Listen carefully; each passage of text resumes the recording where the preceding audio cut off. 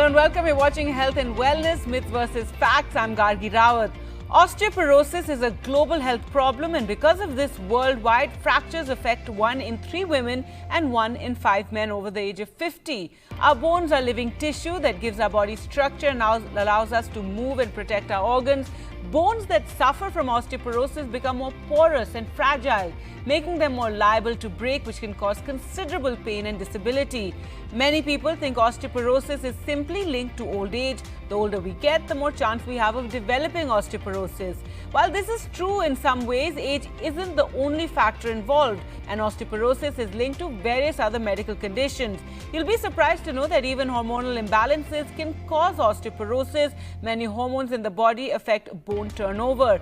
If you have a disorder of the hormone-producing glands, you may have a higher risk of developing osteoporosis.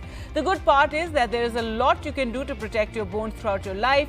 You're never too young or too old to improve the health of your bones, and by being aware of osteoporosis and which factors could place you at risk, you can make sure that you get diagnosed and treated as soon as possible. Today we have with us eminent endocrinologists who can help you understand and manage osteoporosis. We're joined by Dr. Vaibhav Vasudev Dukle, consultant endocrinologist, thyroid, diabetes and endocrine clinic, Panaji, Goa. Dr. Soumik Goswami, faculty, Department of Endocrinology, Neel Ratan Sirkar, Medical College, Kolkata, and Dr. Chavi Agarwal, associate consultant endocrinology, Fortis Escorts Heart Institute, New Delhi. Thank you so much, doctors, for joining us and talking about this issue and creating awareness. Dr. Dukle, I'd like to start with you. The hormones in our bodies regulate many important bodily functions. So how does an imbalance in hormone levels affect our overall health? So hormones are the chemical messengers that are secreted by the endocrine system. They are carried by the bloodstream to wherever they need to act. We have various processes in the body, be it growth, development, metabolism, sexual health, reproduction, and even bone health. So all these are in a way regulated by these hormones. Too much or too little of these hormones can cause disequilibrium or disturb the balance of the hormonal system. So hormonal imbalance is a broad term. For example, let's talk about the thyroid. The thyroid maintains the pace of all the processes occurring in the body. Whenever there is an underactive thyroid, everything slows down, the metabolism slows down, there's weight gain, constipation, difficulty in concentrating, menstrual irregularities. When the thyroid gland is overactive, everything is opposite, like there may be weight loss, diarrhea, tremulousness, and hence we need to keep our hormones in check to maintain general bodily health. All right, Dr. Goswami, now osteoporosis is one of the biggest health challenges. So what is the role of hormones in osteoporosis, if you could explain to our viewers? So hormones have a very interesting role to play in osteoporosis because hormones play a role in bone formation as well as in resorption or destruction of bone. So in males, it's the androgens, primarily testosterone, and in females, it's estrogen, the sex steroids, which play a very, very important role in the formation of new bone. There is another hormone called the parathyroid hormone, which most of us are not aware of. Now, this hormone is secreted from glands in the neck called the parathyroid glands. When the parathyroid hormone is secreted intermittently, it helps in new bone formation. Interestingly, when the parathyroid hormone is secreted continuously at high levels, it causes destruction of bone. Another important hormone is cortisol, or popularly the steroid hormone, which plays a role in destruction of bone. There are other hormones like insulin, growth hormone, leptin. You have vitamin D as well, which is considered a hormone. All of these hormones, and of course the thyroid hormones, they play a very important role in maintaining good bone health.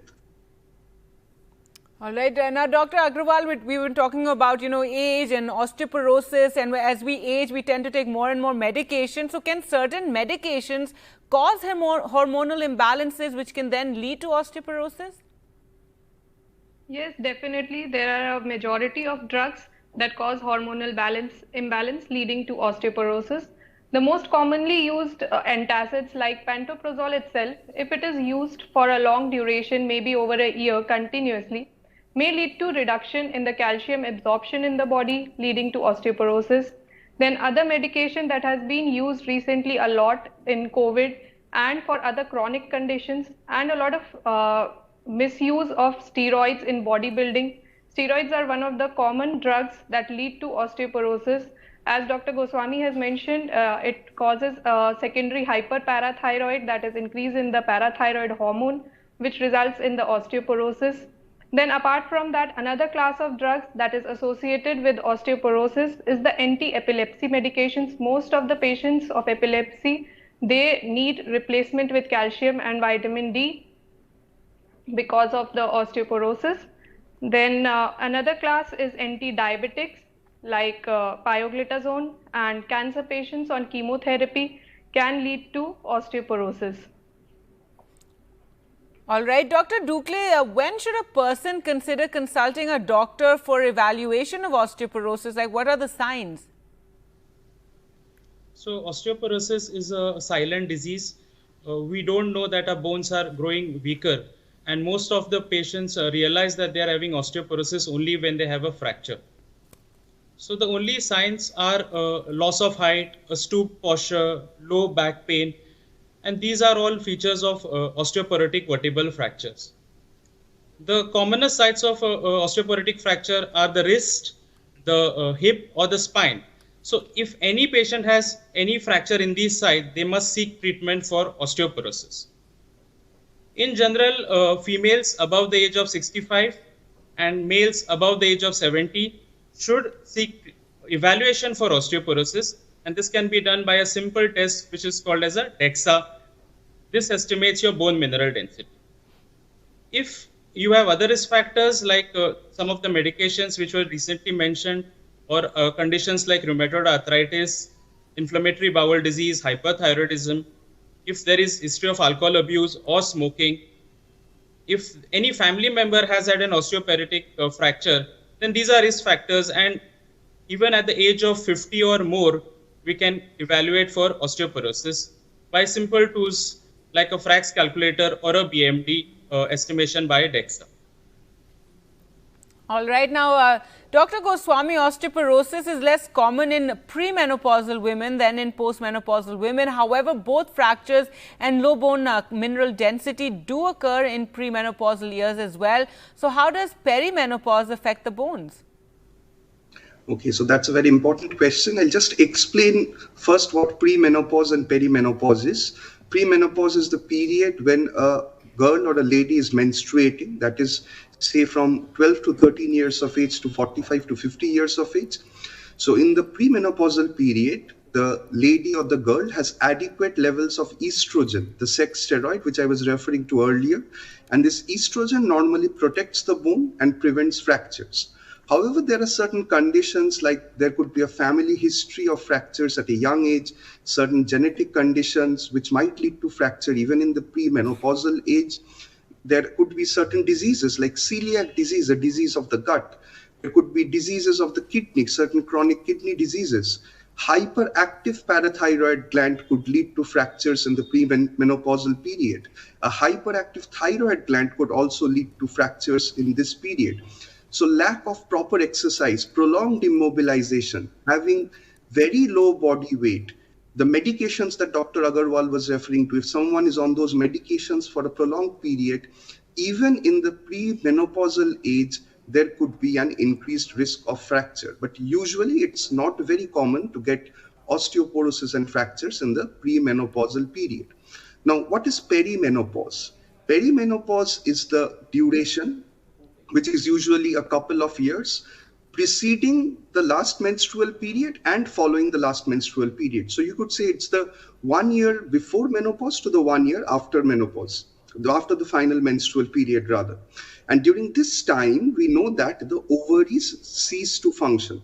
So earlier they were producing estrogen, now the estrogen production starts getting low.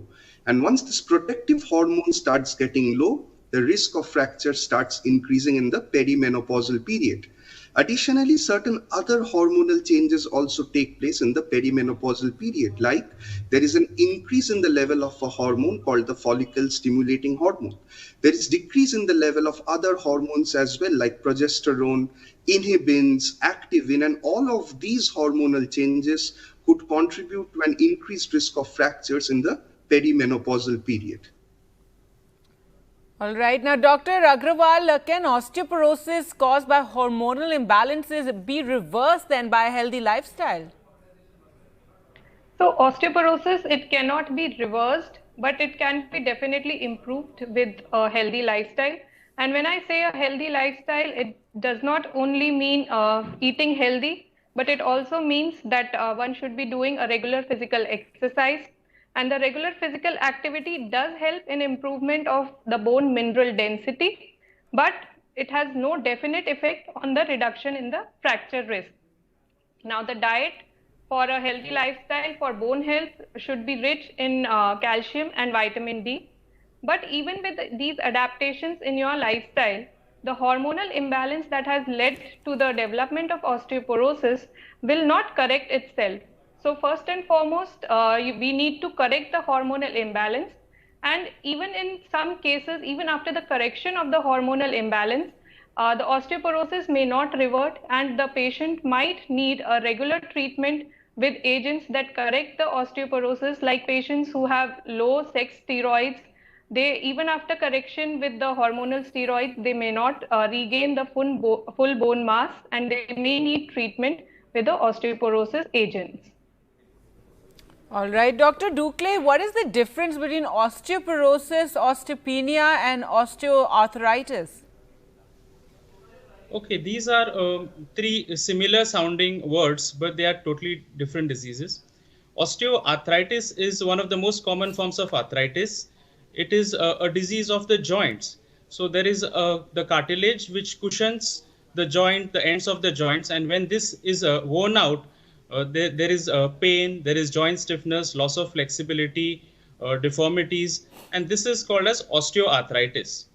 On the other hand, osteopenia and osteoporosis, they are diseases of the bone. That is, there is weakening of the bone.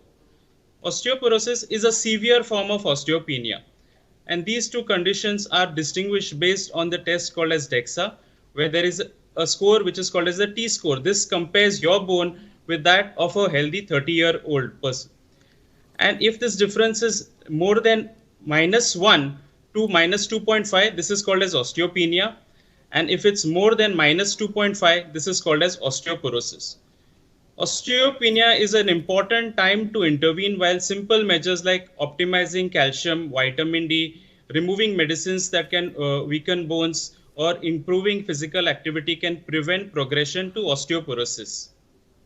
In general, if there is a mild osteopenia, it might take even up to 15 years to progress towards osteoporosis. And in advanced cases, it may take less than a year.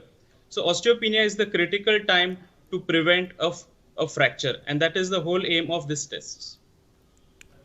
All right, we will slip into a short break now, but we have a lot more questions for all our doctors regarding hormones and our bone health. Stay with us.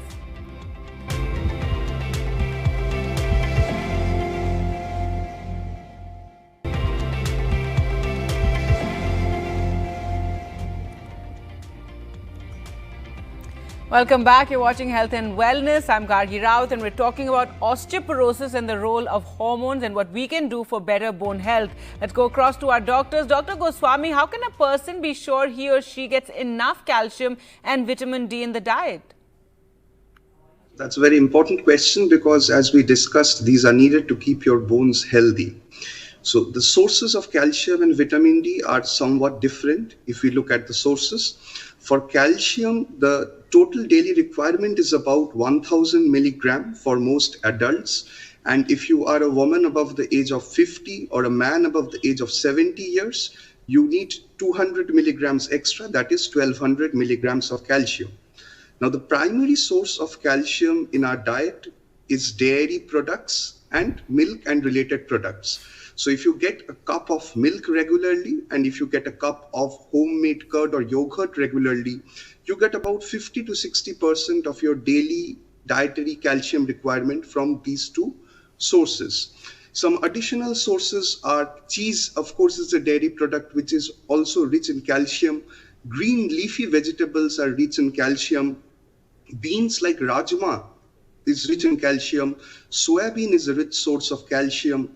Fruits like oranges and figs are rich sources of calcium. Seeds, nuts and seeds, almond is a rich source of calcium. And if you are a non-vegetarian, if you take sea fish with soft edible bones, they contain a lot of calcium as well. Among other fishes, we popularly, the non-vegetarian fish eaters, they take fish like rohu, hilsa, morolla, or the Indian carplet. These are also rich sources of calcium.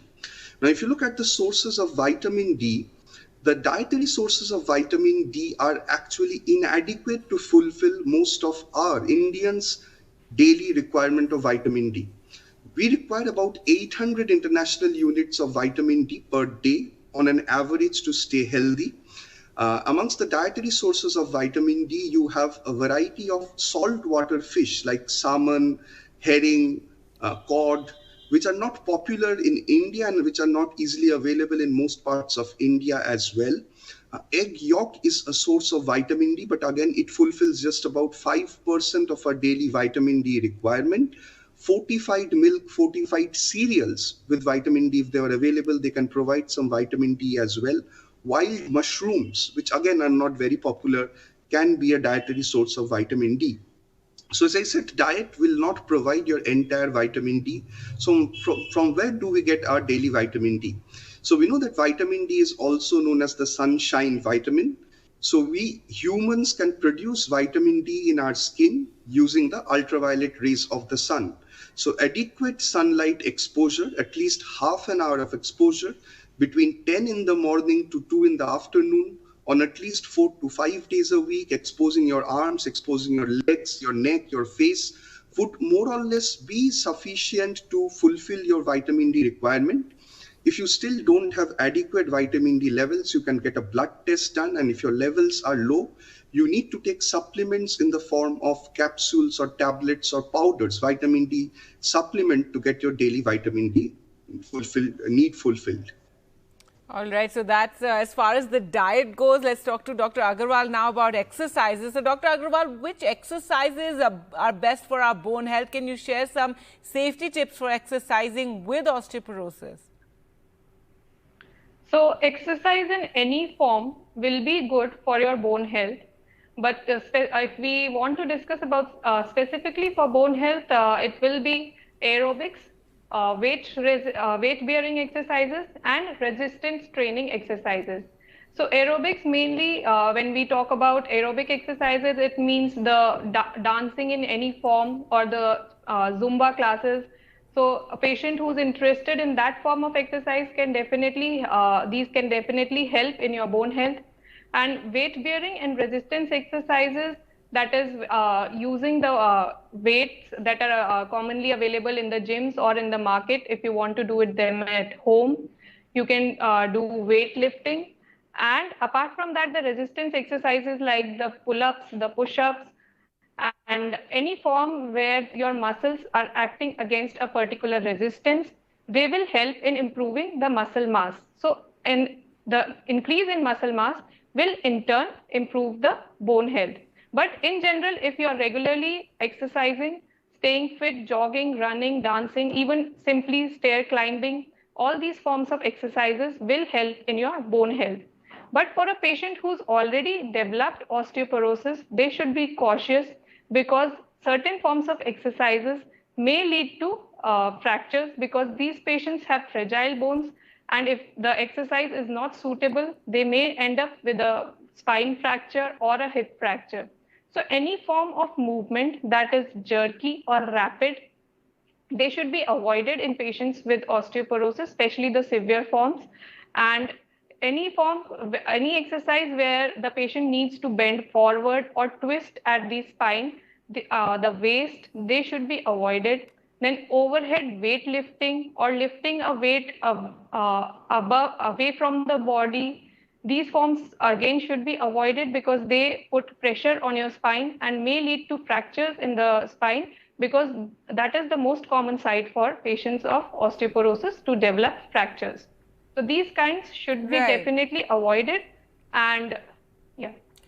Right. Dr. Dukle, will estrogen replacement therapy help to prevent osteoporosis? That's a good question. Estrogen, as we know, shifts the balance from bone resorption to bone formation, and hence most of the women until the age of menopause, their bones are protected. Initially, estrogen was thought to be a very good drug for osteoporosis. However, with several studies, there were some risks which were highlighted, mainly in terms of stroke, cardiovascular disease, blood clots, even breast cancer. So this is not for only fracture prevention. In some women who have early menopause, that is before the age of 40 or 45 years of age, hormone replacement therapy is given, and of this, estrogen is an important component. In these females, also we try to give it in the lowest possible dose for the shortest possible time to minimize the adverse effects, and it does help to prevent bone loss and mitigate the risk of fracture in these women. So to summarize, it's not for every patient for osteoporosis, because we have better drugs available which can be given more safely. All right. Well, thank you so much, doctors, for joining us and, shedding light about this issue and about our bone health. Thank you all for watching at home. Goodbye.